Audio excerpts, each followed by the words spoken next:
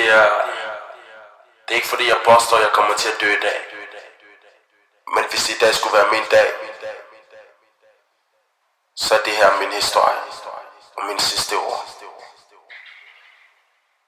Der var en gang jeg gik med kæmpe bukser og kæmpe tøj. Det var mand til mand, mund for mund og øje for øje. Alt for mange minder dukkede frem, hvis ikke jeg røg. Og mit hjerte den begyndte at banke, hvis ikke jeg løg.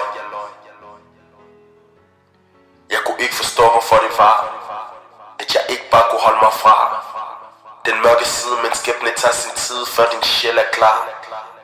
Jeg tror på Jesus, og jeg ved at han kan give mig svar. Jeg har alt for mange spørgsmål, men hvor skal jeg starte fra? Hvor må jeg ender hen? Hvem er min rigtige jeg? Og hvem skal jeg følge, hvis ikke Jesus er den rette vej? Jeg beder for alle jer, der sidder og har det ligesom mig. Jeg giver mig selv til verden, endda mere end 100%. Men en finger, hvad det viser mig. Jeg takker Gud for alle de ting, jeg lærte at leve. Det gør ondt at miste, når man kun har lidt det, når jeg ved. Har lært at skille min fantasi for virkelighed.